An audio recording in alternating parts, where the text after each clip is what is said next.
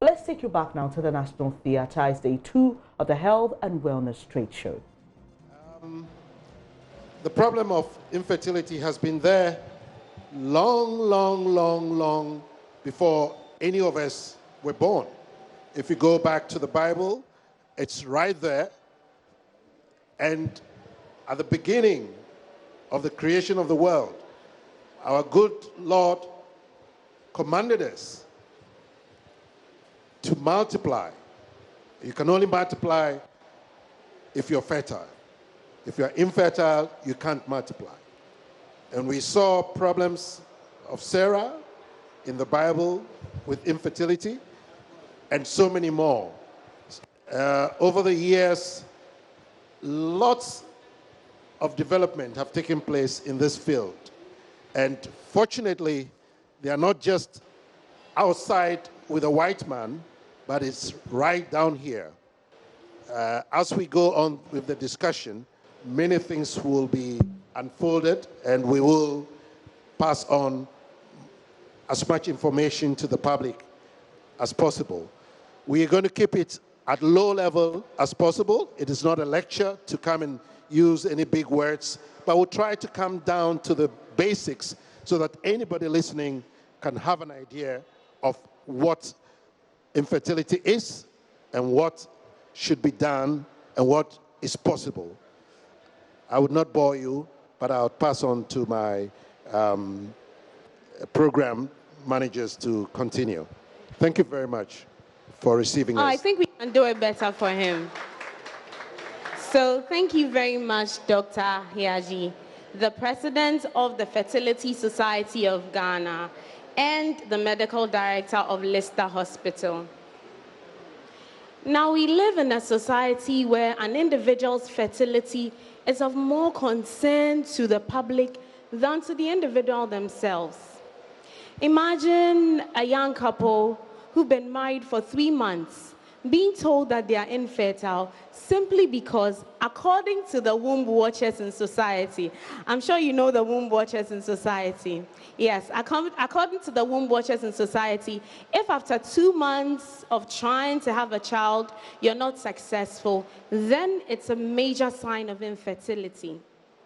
Well, how about a 15-year-old girl who blames herself for infertility simply because in the society in which she lives, her age mates all have a child or two. And so she looks around and it's the norm. She tries for a year, she's unable to, and she approaches us because she wants advances in reproductive medicine. Now, are these people's concerns valid?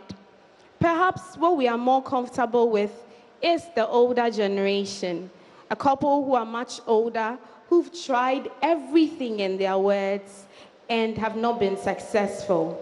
Society tells their story is a hopeless one. Now the question is their story hopeless? Can something be done about it? Is it really time for them to look elsewhere or to give up? Well, today's discussion is to shed a brighter light on what can be done for childless couples.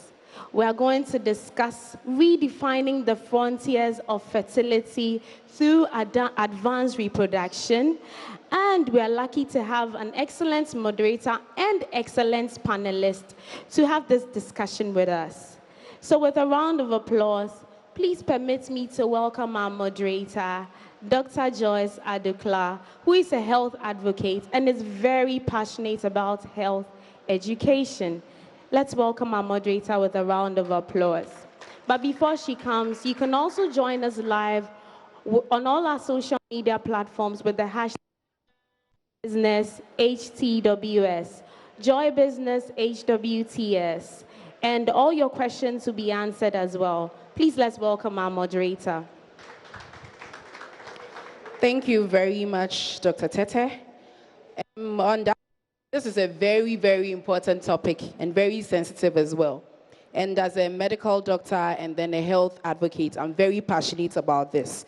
And so our panelists for today, as we already know, we have Dr. Edem Hiaji, seated right in the middle. He is the president of the Fertility Society of Ghana and the medical director of Lister Hospital. Shall we give it up for him? Seated next to him, Dr. Matthew Che, whom I know personally because he lectured me in medical school. He is a consultant urologist with the Kolebu Teaching Hospital, and he will be dealing more with the male aspect for today. Shall we give it up for him? Seated next to Dr. Che, we have Dr. Ellis F. Joleto. He is an embryologist and the president of the Association of Embryologists in Ghana. He'll be part of the panelists today. That's Dr. Joleto.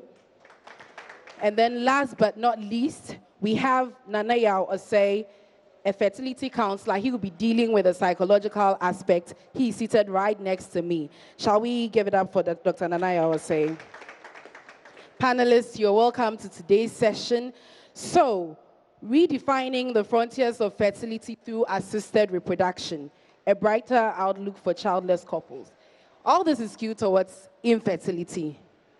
All this is skewed towards infertility. So, we are going to be looking at basically what infertility is, the causes, and male factors, female factors. So we'll start with you, Dr. Hiaji. What is infertility? How long should a couple be trying to say they are infertile? Dr. Hiaji. Yeah. Infertility is defined as the inability of a couple to have a child within a year of regular sexual intercourse, at least 2 to 3 times a week. If they have tried at this frequency for a whole year and have been unable to conceive, then they can deem themselves infertile. If any of these aspects, especially the frequency, is not achieved, then you may not be doing it enough. Simply put, that would be the definition of infertility. So the key words here are a year and then 2 to 3 times of sexual intercourse. So we look at infertility. You said after a year of a couple trying to achieve conception. So Dr. Hiaji, what, from your experience, are the female causes of infertility, if I should ask you? Okay. I'll go back to basics. For a child to be made, we need contribution from both parents. The man brings the sperm, the woman the egg. These two must meet under conducive conditions, and fertilization must take place, meaning they must join together, and then after joining, they should be able to implant in the womb before conception takes place. So, anything that breaks this sequence will bring about infertility. That is the basic. So, since I'm restricted to the female side, I would go further. The female's eggs come from an organ in the pelvis of the female called the ovary. So, first of all, you must be born with an ovary. Secondly, you must have eggs in that ovary. Now, the release or the preparation and release of an egg every month is under the influence of so many fine chemicals in the body called hormones. The hormones regulate how the eggs develop, mature, and are released. So anything affecting this process can lead to infertility. Now, when the egg is released, it must be picked up by the tube. The tube is a structure attached to the womb with fine fingers for picking up eggs. And this must pick the egg and propel it into its arm, which is the tube. It is in the tube that fertilization takes place. Now, interestingly, the eggs come from one side of the tube, the sperms come from the other side of the tube, and they meet somewhere in the middle, have a romance, engage each other, get married, become the baby. So two single cells coming from the man and the woman join, become one cell, and start dividing to make a new human being. Anything that blocks the ability of the sperm to meet the egg will also bring about infertility. So that is, in the basic term, things that can lead to infertility. So if a woman doesn't have eggs or enough eggs, or the eggs do not meet the sperm, you can have infertility. Now, anything else that can affect this process, infections, which can block the tube or even damage the ovary, endometriosis, which is a big word, but basically it means having little menses outside the womb, especially around the ovaries and the tubes, because the tissues which cause menses in the womb have been deposited outside the womb. They can also damage the tube and also lead to infertility. So broadly speaking, it is problems with egg production or quality, or problems with the access of sperm to meet and join with egg to form the baby that can lead to infertility. Thank you very much, Dr. Nyaji, for that in-depth overview on infertility. You know, usually when we talk about infertility, it's about the female, even in our cultural context as Ghanaians. It's about the female, the concentration is always on the female. I have ever seen a couple, like, you know, come to the consulting room and Dr. MFR, you know, in my practice, Dr. MFR, it's always my fault that the baby is not coming and then all that. Dr. Che, as a consultant urologist, is there a role for male in terms of infertility? Should the blame always be on women? What are the male factors, and what roles do the male also play with respect to infertility? Thank you very much. Thank you very much. We say that the men should take the lead in everything. And when it comes to fertility, naturally, men have been made to take the lead. When Dr. Nyaji was trying to talk about what happens in the female, one thing is clear, that the male sperms has the longest journey to make to go and catch the egg up in the tubes in the female. So a man must make the sperms, and the sperms must travel long distances into the female for it to be able to make a baby. It's been found out that in Ghana here, almost about 50% of men have a cause not to make a woman pregnant. In other words, the men may be the reason why there's no pregnancy, generally, about 50% of Ghanaians. So when you are talking about infertility, probably the men are even more, because some of the researches have shown that while the women are about 12%, the men are higher up there. But for a couple who are not able to give birth to a child, yes, the women are there, but about 50% of the cases, the man is to be blamed. In fact, 2 out of 10 or 20%, the man is the sole cause of the problem. So when it comes to issues of infertility, men have to be looked at and look at closely. How do we get a problem with a man not contributing adequately towards the fertility? First is the testis, which I always like to refer to it as a factory. A factory that makes sperms, which must then travel out of the urethra or the penis into the female vagina and then up into the tubes. If anything affects the factory, then that can be a cause of infertility being contributed by the man. The sperms are very much alive. So when I talk about factories, not making things or milk, but very much alive.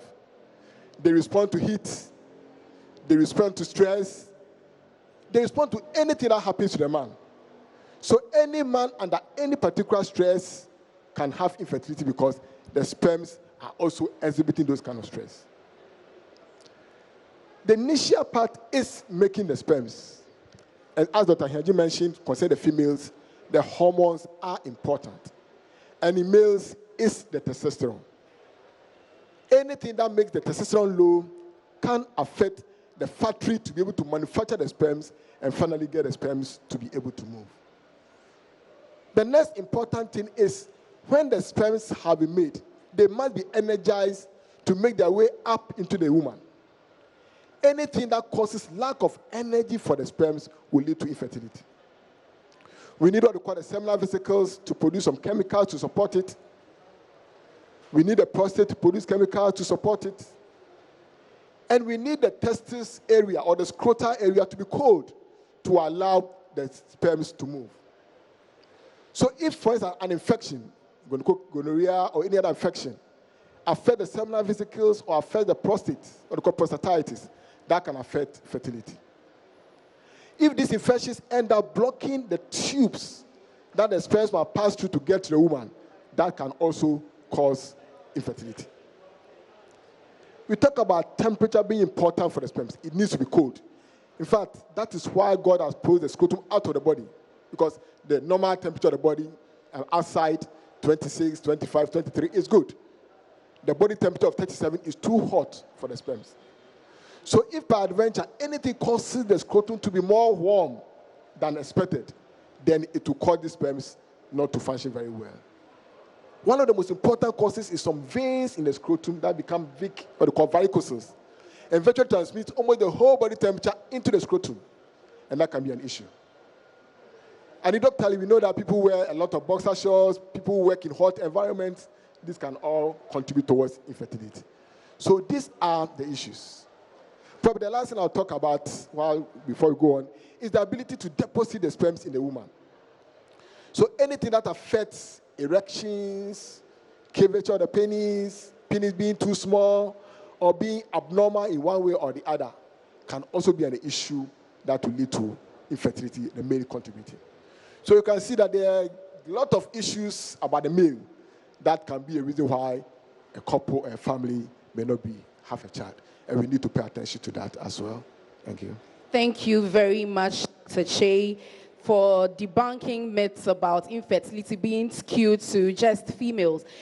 Before I come to you, Dr. Joletu, Dr. Hiaji, when we talk about assisted reproduction, what are the techniques and what do we actually mean? Because when people hear assisted reproduction, they think about IVF, which I'll be going to Dr. Joletu in a bit to give us details about that. So generally, when we talk about assisted reproduction, what do we mean? In correlation to the topic we have today, redefining the frontiers of fertility through assisted reproduction, a brighter outlook for childless couples. Assisted reproduction typically just means you're going to be helping a couple do something that they should do in their bedroom naturally to end up with a baby, apart from giving advice and giving medication. So you can take it from the basic level of helping to deposit sperms in the womb to go up and do the work. So giving them a lift so that they can get to where they're going and do the job. That would be maybe the most minimum. And then my colleague will give you the other levels of how far the frontiers can go now. I wouldn't take words out of his mouth. I would leave that to him to deal with. So the basics could be like what we call intrauterine insemination, or generally artificial insemination. The natural insemination is having intercourse and releasing the sperms when you have an ejaculation. That would be natural insemination. When it becomes artificial, then the sperms are being helped to get into the womb. Yes. Before intrauterine insemination, they would just put it in the vagina and then they would go. Lots of that is done in veterinary medicine, in animals, where one good bull is supposed to help, impregnate 40, cows. They just get the sperm off and then put it in the vagina of all the various cows, or horse breeding, etc., etc. But then it was refined in humans by not just putting it in the vagina, but going beyond that and putting it in the womb as close to the tubes as possible. So that would be like the basics of assisted reproduction. My colleague will deal with the rest for you. Thank you very much. So coming to you, Dr. Jolitu, as an embryologist and in your practice, in your view, what are the achievements or strides made in terms of in vitro fertilization, that is IVF as we usually call it, and then since it's the fastest developing, method of assisted reproduction, and then how it benefits infertile couple? Okay, hello, yeah, that seems like a very loaded question. Okay, now having heard from Dr. Hiaji and Dr. Che, they did emphasize the various components which, if adversely affected in any particular way, will affect your chances of conception. It always boils down to the male and then that of the female. So, having tried severally, 3 times a week, having had erection, having had penetration, having released sperm or semen into the vagina, and there's still no conception, what would a couple do? That is when assisted reproductive technology comes in. Now, in embryology or assisted reproduction, we look at the various components which would affect your chances of conception. So if you look at the female, we have the uterus, we have the fallopian tubes, and then we also have the ovaries. And then if you look at the male, you have the male organ, and then you have the semen. So if, for some reason, the eggs produced by the woman and that of the sperm from the man are not able to meet, then IVF would come in to find ways of trying to have these 2 gametes, or 2 cells from the male and the female, have an encounter. So IVF was first developed the first baby was born in 1978 in the United Kingdom, when a couple who had fallopian tube blockage, having tried for 9 years, could not conceive. And then these 2 or 3 scientists came together and tried several times in trying to find a way to have the egg and the sperm meet. In the process, for about 5-6 years or more, they tried to harvest the egg from the female. The sperm, it was quite easy to get through masturbation, but with the egg. So they tried it almost over 450 times, trying to get the egg from the female.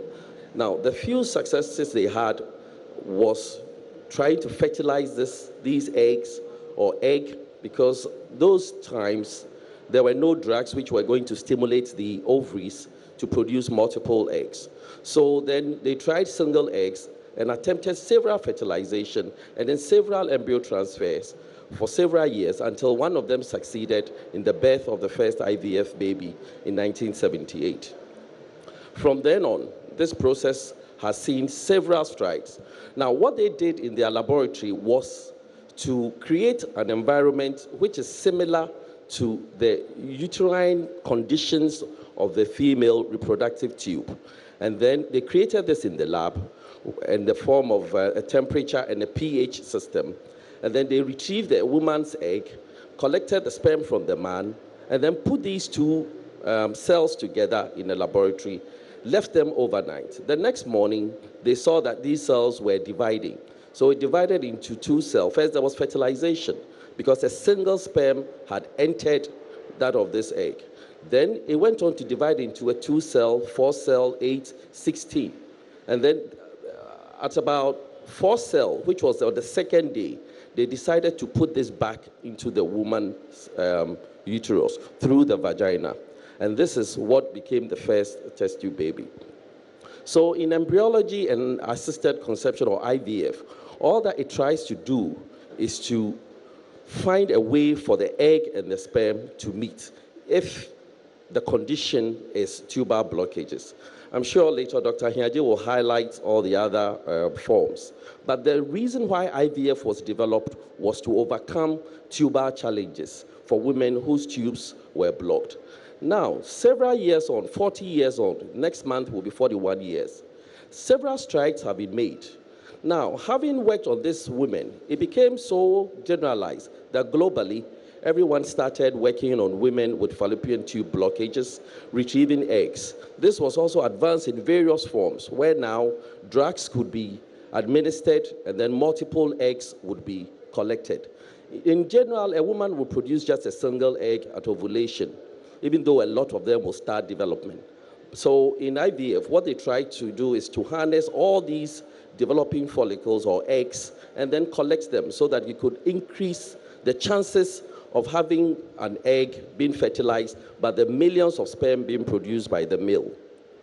So the processes went on. Then they realized that a lot of women were excluded. These were women who then were advanced in age because they had reached either menopause, or some young women who have had 30-year-olds or 20-year-olds who have had premature menopause, and they do not have any eggs, even if their tubes are okay to have any encounter with the male to get pregnant. So then the idea of egg donation came in. Then it also went on, egg donation started, where a third party, a family member, could donate eggs to a woman who is advanced in age or who has some congenital malformation with her ovaries and for that reason could not produce any eggs. Then they went on and then donated eggs for this woman, where the sperm is fertilized with the husband's sperm to create an embryo and then is put back into this woman. Now, several years, about in 1992, they then realized that the focus is still on just the woman, even though, like Dr. Chase said, the male also has to take the lead. Then a group in Belgium realized that a lot of men were the cause of their infertility, and either they do not have any sperm at all in their ejaculate, or they have very low sperm count. And for that reason, or sometimes there's morphologically or shape-wise, the sperm are not normal, and they could not travel the whole span of the reproductive system to the tubes to go and meet with the egg. So then they developed a system where a single sperm, can be used to fertilize an egg. This is how ICSI also started. Then years on, we had gone on to do PGD, where embryos could be screened to eliminate abnormal embryos which carry hereditary genes and could be transmitted to the offspring. So PGD will select or screen these embryos that are created and eliminate all those abnormal ones, like sickle cell or other conditions, and then select only embryos that are normal, and that will result in healthy babies, so that these hereditary conditions are truncated in the generation.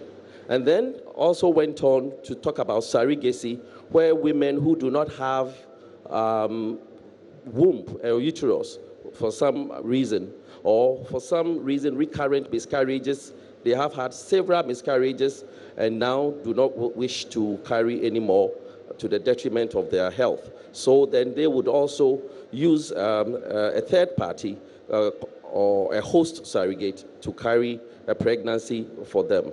And it goes on. And like you mentioned, IVF has become one of the most the fast developing areas in medicine in the last 40 years because it has brought a lot of change in this. And the development goes on.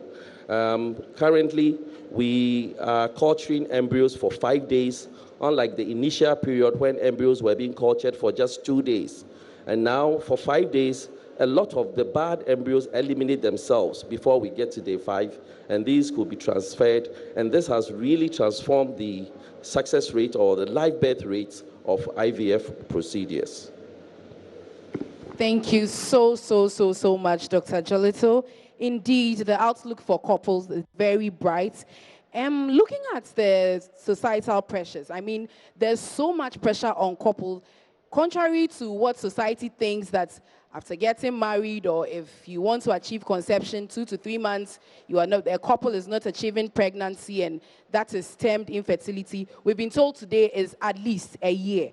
And so we have to also see how psychologically in preparing couples to go through this method of conception, which is the assisted reproduction, we have with us a fertility counselor in the person of Nanayao Osei. Nanayao, psychologically, how do you prepare infertile couples? I mean, what is your role as a counselor in helping couples who have been trying until about a year, beyond a year, they are not achieving conception? Counselor. Thank you very much. If there is any particular disease or treatment that require serious psychological preparation before we embark upon it, then it must be assisted reproductive technology or assisted reproduction, as we say.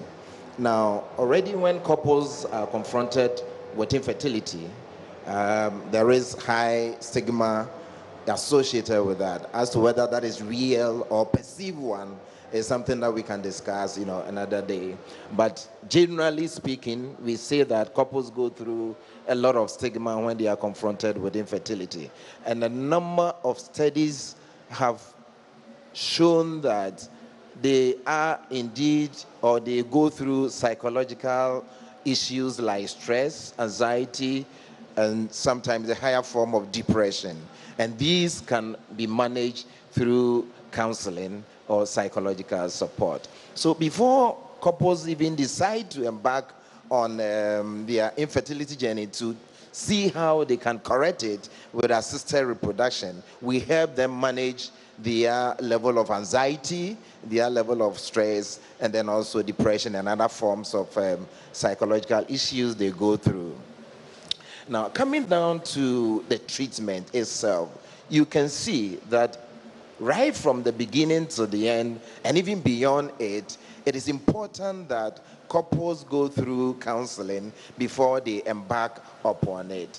Now, Ellis spoke about issues where a man would have no sperms in the ejaculate. That is technically known as azoospermia. Now, a healthy man who is so strong, full of himself, who can even have sexual intercourse continuously for about 40 minutes plus, will go to a hospital to test whether his sperm parameters are of good quality. I mean, talking about the count, the motility, and then the morphology as he spoke of.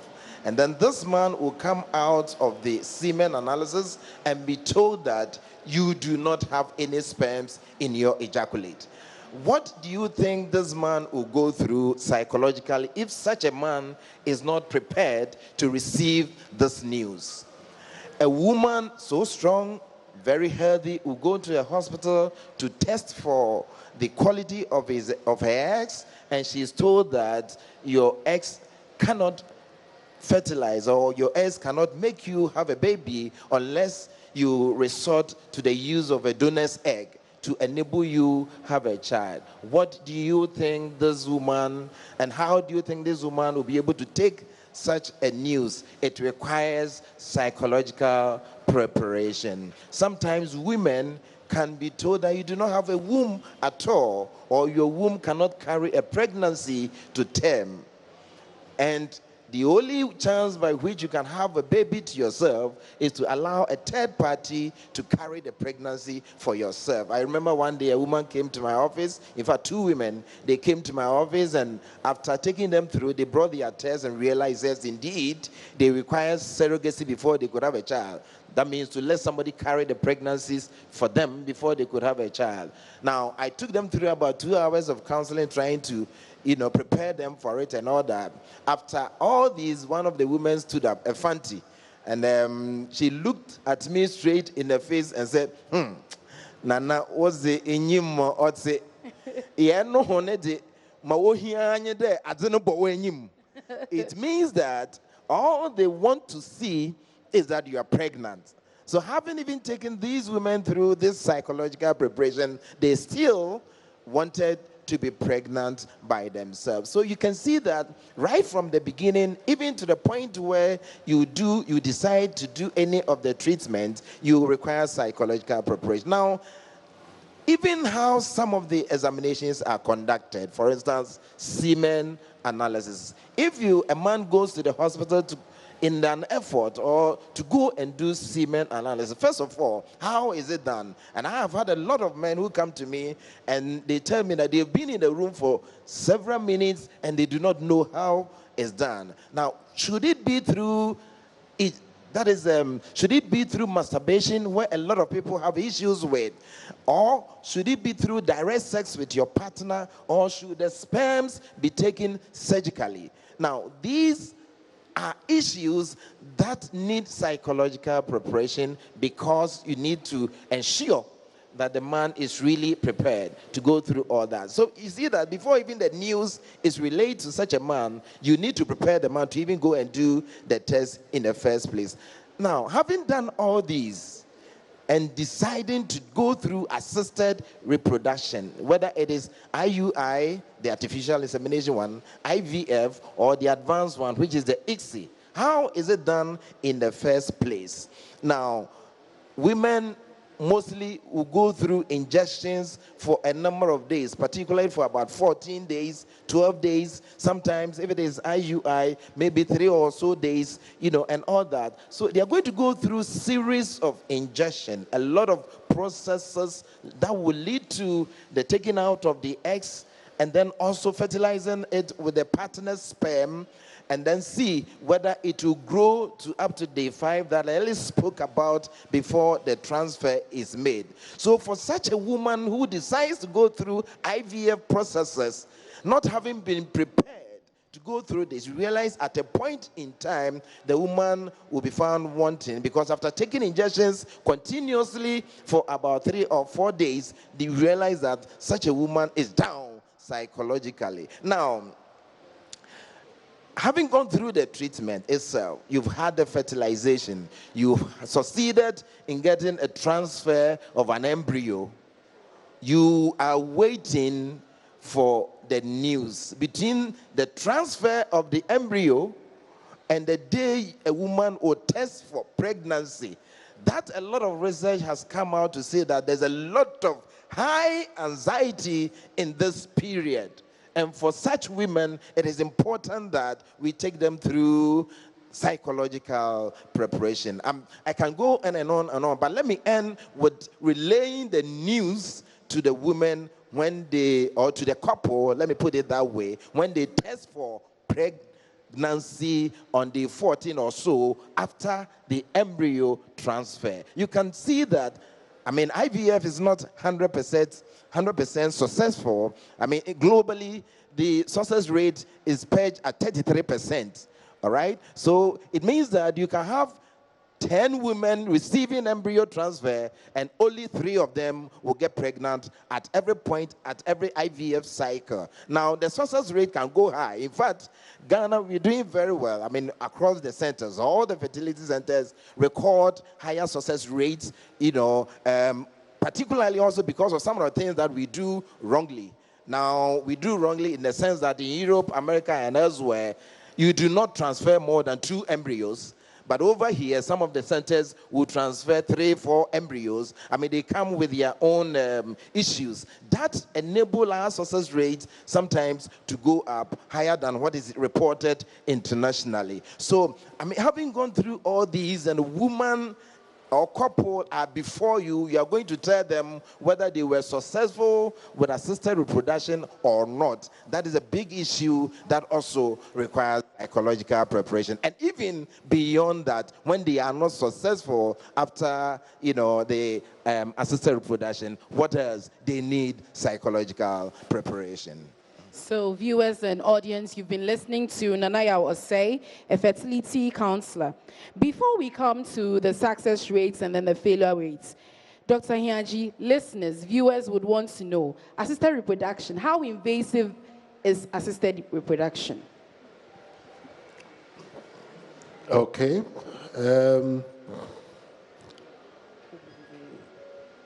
First of all, we have to know what invasiveness is. I believe once somebody is putting their mouth, as Ghanaians who say it, into your business of making your baby, that's already invasion, isn't it? It is. But I take it that they have come to you to seek assistance or guidance. And so I'll limit the invasiveness to how much intrusion of the natural process is there. Okay. It is less and less invasive today than it was when the first IVF baby was being made. In the beginning, they had to go and do an operation and go to the ovary to try and get eggs from there. But today, with the development of ultrasound, you don't need to do an operation to get eggs from the woman. Fortunately, because drugs have been developed, which you can give the woman to produce more eggs, as the eggs grow, you can see them on a scan, and you can see them growing and growing until they are matured. Over the years, the studies and research has shown what kind of size the follicle would be for you to have a matured egg in it, because you don't really see the eggs on the scan, but you see follicles. Follicles are the fluid in which the eggs develop in the ovary. They are usually very, very small. You can't even see them when there's no egg developing. But then ultrasound has also improved over the years. There are now very high resolution ultrasound that you can see follicles in an unstimulated ovary. So as you give them the injections and the eggs are developing, the follicles get bigger and bigger and bigger.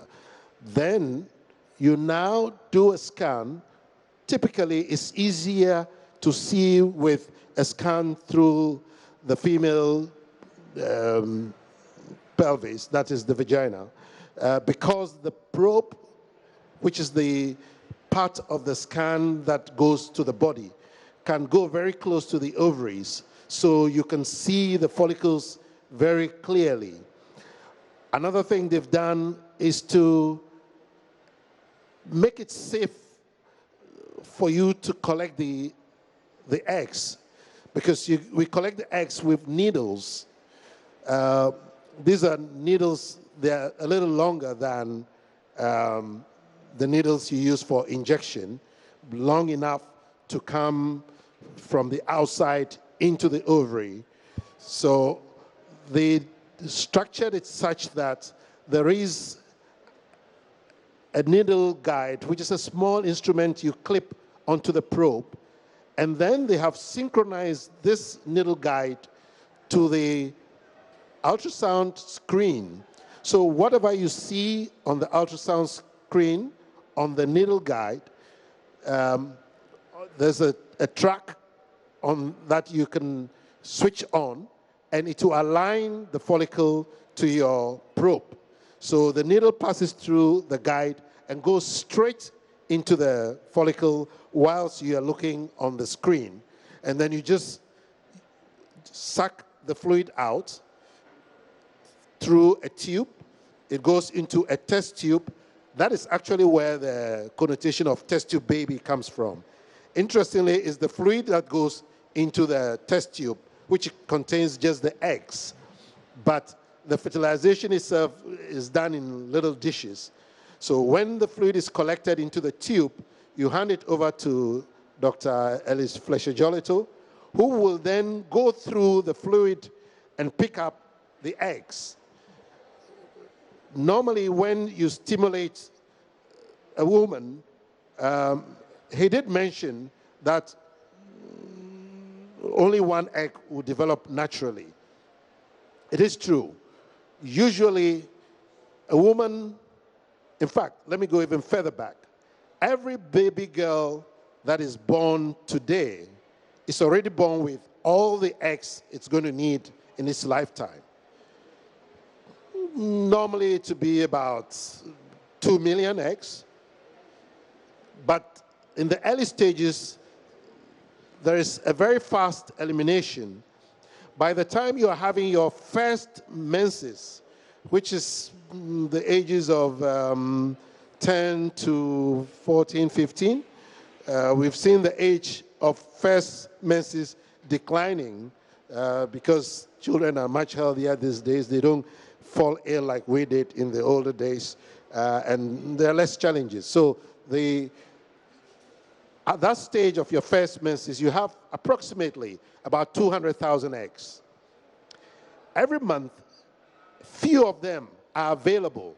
We call them a cohort of generally about 15 to 20 eggs are available every month. You can't go into next month's eggs this month. No. God is so intelligent. Otherwise, somebody will blow all the eggs in 1 month. Anyway, out of this 15 to 20, typically, naturally, only one will ovulate, will develop and ovulate. But when we do assisted reproduction, with the stimulation we give, we want to encourage this 15 to 20 to grow. So I will be looking at 10 eggs on the right ovary, 10 eggs on the other ovary, and then I try to drain them out.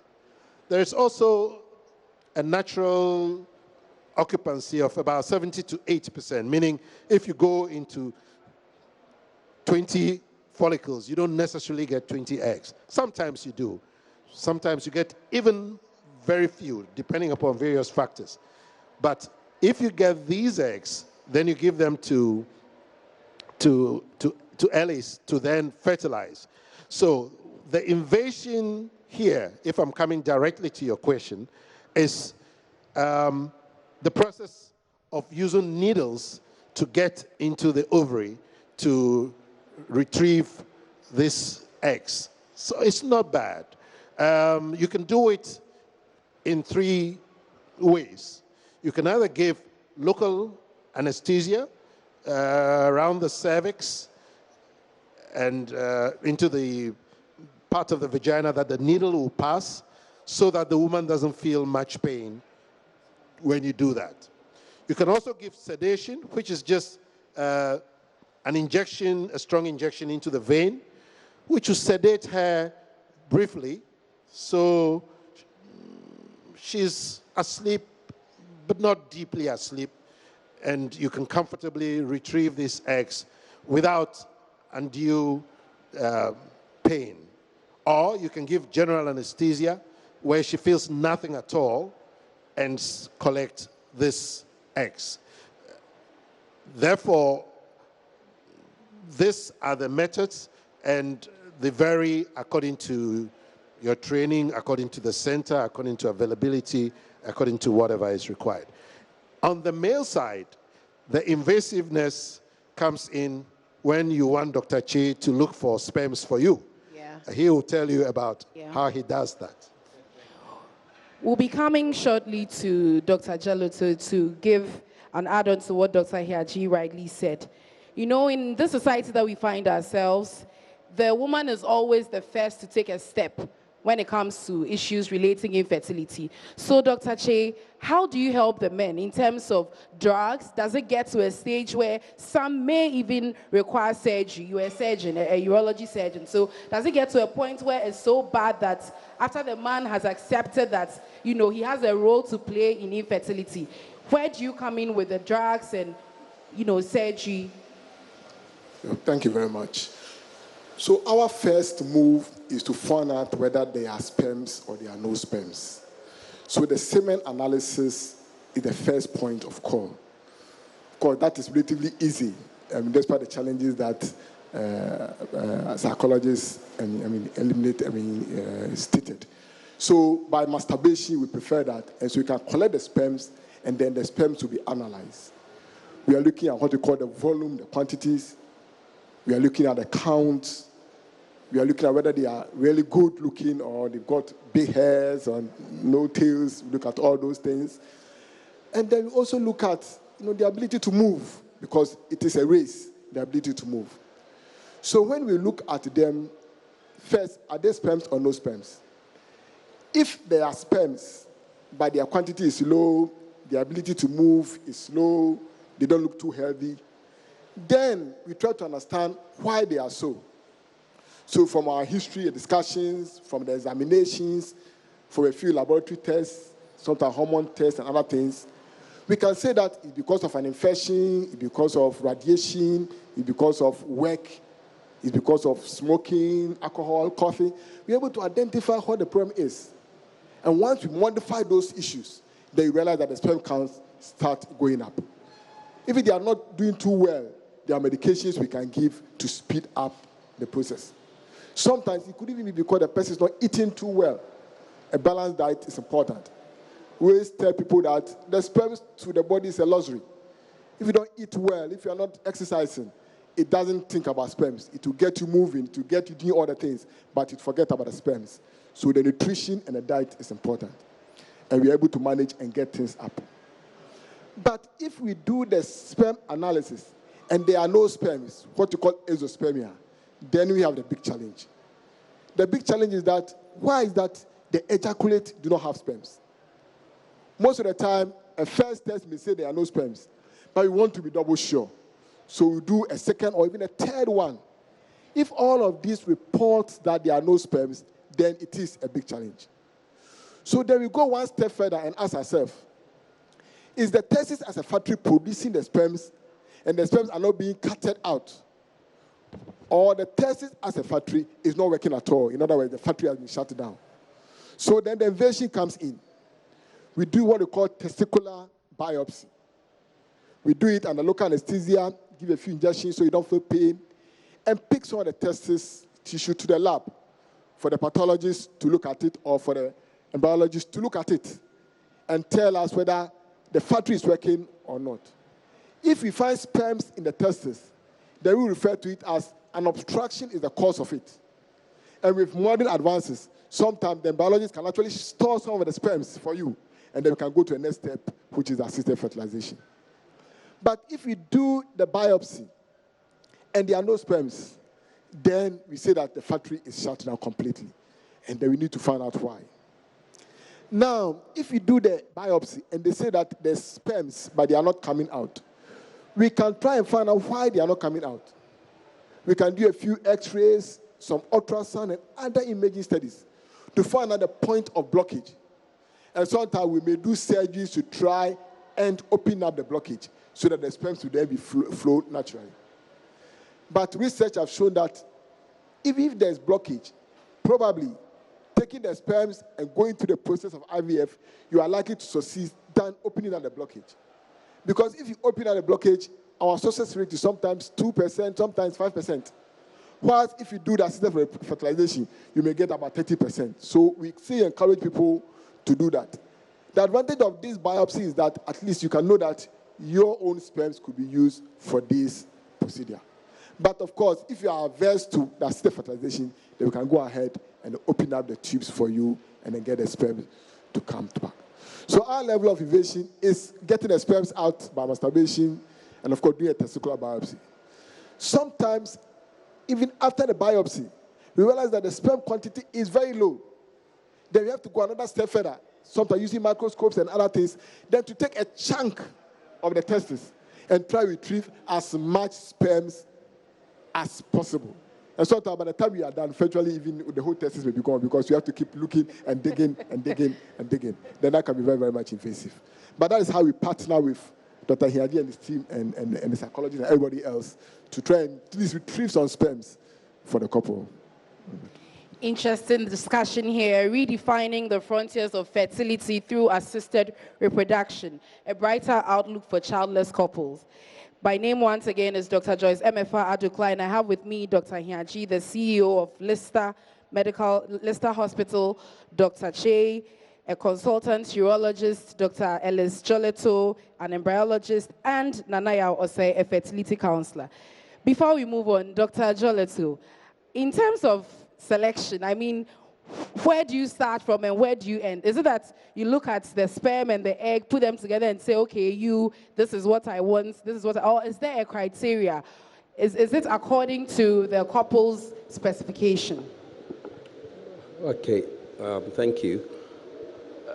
With the advancement in ART or assisted reproductive technology, it is possible now for a woman to carry her grandchild through surrogacy.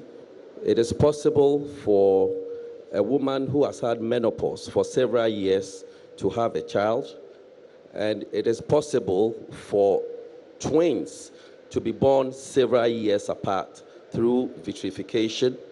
And it is possible for ovarian tissue which has been frozen to be transplanted and then yield ovaries for a woman to have a child. So in terms of the frontiers, IVF and assisted reproduction has gone very far. Now, in creating an embryo, not a human being, so embryologists create an embryo because that is the first step in trying to achieve and overcome that challenge. Now, this process is done after the eggs have been retrieved. Now, each of the cohort of these eggs or the batch of eggs that are collected come in at various stages of development. So the essence is to look at the most healthy or the healthier eggs and then put them together. Those that are not healthy or matured are excluded because potentially these eggs will not implant. And if they fail to implant, sometimes there will be miscarriages. If they don't miscarry, sometimes they may go on to yield aneuploids or abnormal babies. So the essence of the work in the laboratory or the work of the embryologist is to critically assess the eggs which are collected. Now, when the sperm also come in, be it through a procedure by Dr. Che, which is even more tedious and difficult, but assuming it's come through a normal production, which is often through masturbation, the sperm is analyzed, and then the morphology, the shapes, the bad ones are analyzed. Then it goes through a screening process and a processing where a lot of the abnormal ones are eliminated. Now, in conventional IVF, you need about 10,000 sperm around an egg. And a normal, healthy sperm is supposed on its own to penetrate the wall of the egg to create its own fertilization. Now, when fertilization has occurred, there is a time limit within which you need to assess each of the eggs. So let's say that we started with 10 eggs, which has been collected, and then you've introduced several thousands of sperm around these 10 eggs. You've left it overnight, so between 16 and about 20 hours. All these individual eggs need to be examined to check whether a sperm has entered them or a sperm has not entered them, or potentially 2 sperm have entered the egg. Now, the normal situation is for a single sperm to enter an egg. So any egg which has been entered by two sperm or has not been entered by a sperm at all, at that early stage, which we call day 1, are all eliminated. So you discard these because these are the embryos which are not going to divide or they're going to lead to abnormal. Because if you have two sperm entering an egg, then you are having more than the normal set of chromosomes, which should be 46, because 23 from the male, 23 from the female, and then you have 46 to create a normal human being.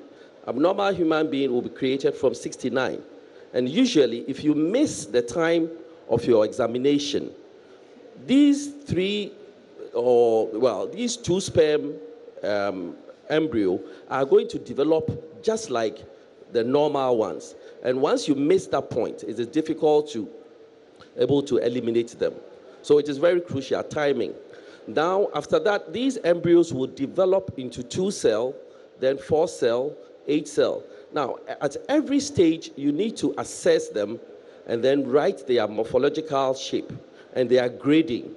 You look at the number of fragments, you look at the number of cells within that, and in the course of the development, if you are able to culture your embryos for day 3 or 3 days or 5 days, you look at the sequence of development from day 0, the quality of the egg that was picked. You looked at the quality at day 1. So if an embryo, let's say you have 10, out of the 10, you only had 60% fertilization. So we will call the patient the next morning and tell her that we collected 10 eggs, but out of the 10, 6 have fertilized normally. So the rest have been discarded. Sometimes patients do not understand these sequence and they think, so what happened to the rest? Now, because you are eliminating without substitution, then you go on to second day and you realize that out of the lot, the 6 that fertilize, only all the 6 or 5 of them would have divided into 2-cell. And then a lesser number may develop into 4-cell. And then a lesser